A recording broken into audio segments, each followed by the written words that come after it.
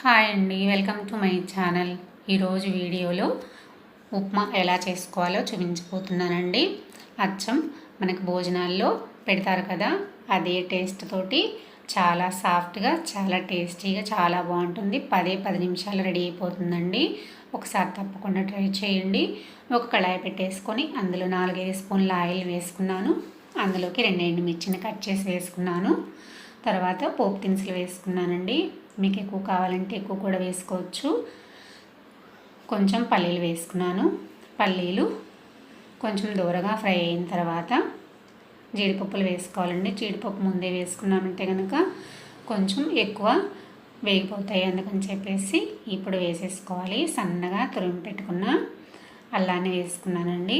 అల్లం వేసుకున్న తర్వాత కొంచెం కరివేపాకుని యాడ్ చేసుకొని ఒకసారి కలిపేసుకున్న తర్వాత ఇప్పుడు ఇందులోకి సన్నగా కట్ చేసి పెట్టుకున్న ఒక ఉల్లిపాయని, ఒక పచ్చిమిర్చిని వేసుకున్నానండి.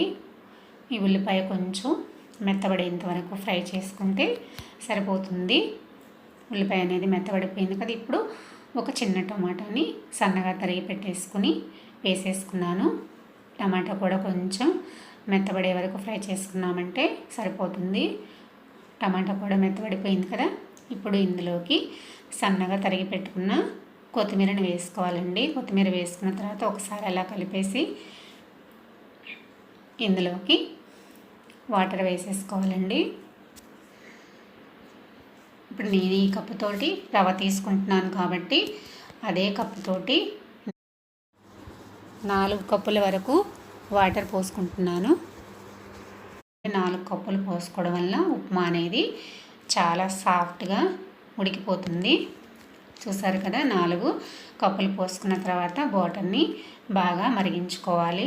వాటర్ అయితే మరిగిపోయినాయి కదా. ఇప్పుడు ఇందులోకి తగినంత సాల్ట్ని వేసుకున్న తర్వాత ఒకసారి కలిపేసుకొని 4 కప్పులు వాటర్ పోసుకున్నాం కదా. 4 కప్పుల వాటర్లోకి కప్పు రవ్వ తీసుకున్నానండి. కప్పు రవ్వని మనం కలుపుకుంటూ వేసుకున్నామంటే కనుక ఉండలు కట్టకుండా వస్తుంది. మంటని మాత్రం సిమ్లో పెట్టేసి వేసుకోవాలండి.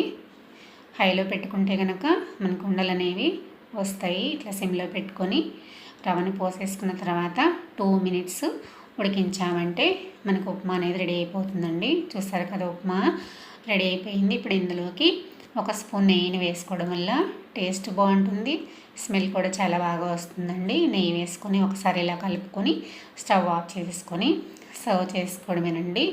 ఈ ఉప్మాలోకి చట్నీతో కానీ, కారము, నిమ్మకాయ కానీ, లేకపోతే పంచదారతోనైనా సర్వ్ చేసేసుకోవచ్చండి.